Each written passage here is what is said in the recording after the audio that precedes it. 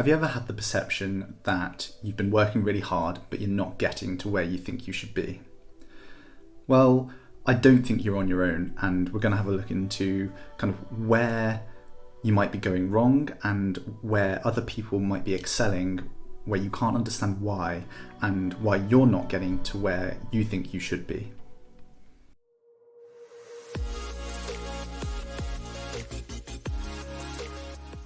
If you're new to the channel, it's Josh here, and we're gonna start looking at an architect's approach to life and sport, and kind of the tying in those two different aspects as to how to be professional in and around sport and any profession that you're going into.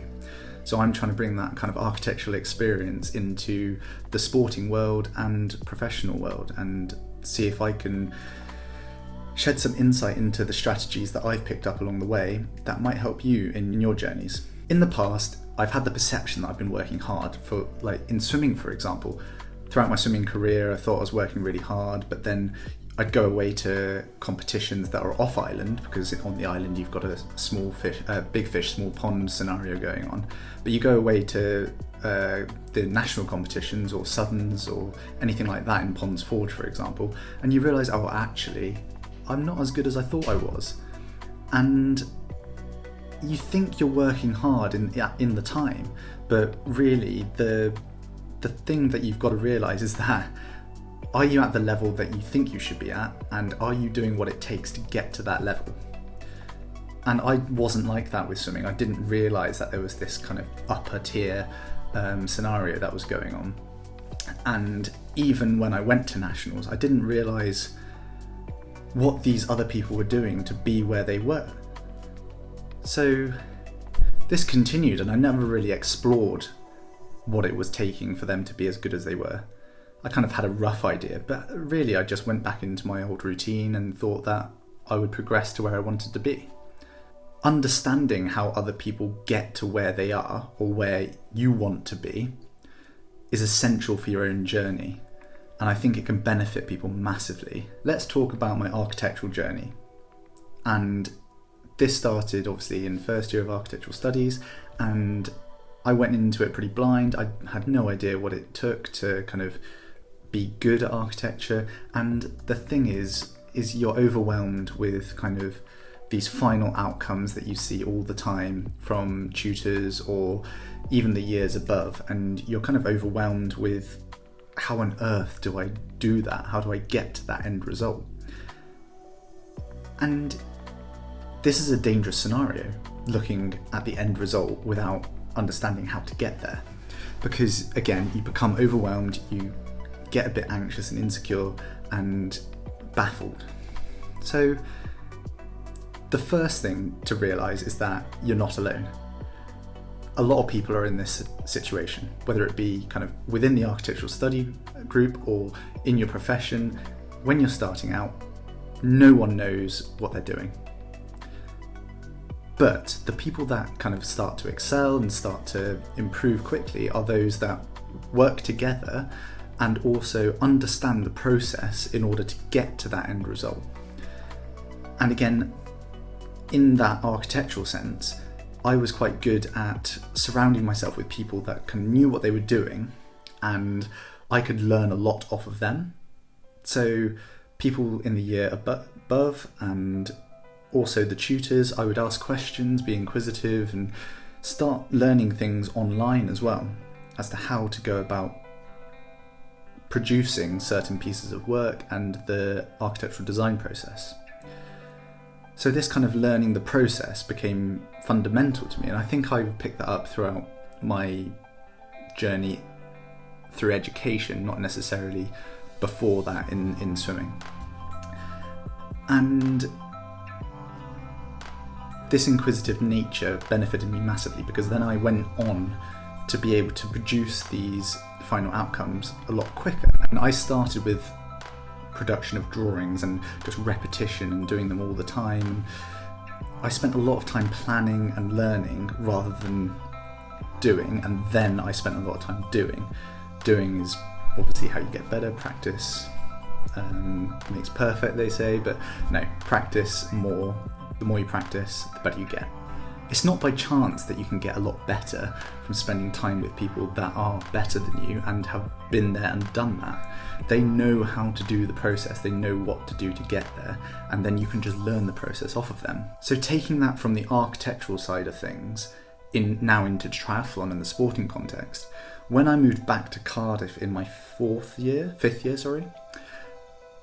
I then applied these kind of surrounding yourself with good, elite, expert people that were better than me, and learned a lot off of them. And this kind of notion of what does it take to be good, what does it take to be better, you can learn from these people that are better from you, because like I said, they've been there, done that. When you're surrounded by these people, you quickly learn what it takes.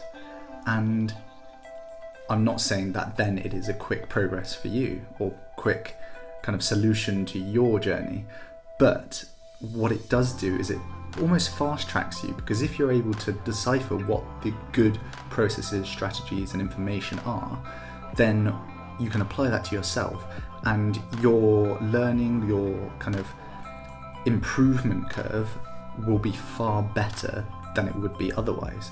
So being able to decipher what that good information is, what the good strategies and things to implement are, is fundamental to your improvement.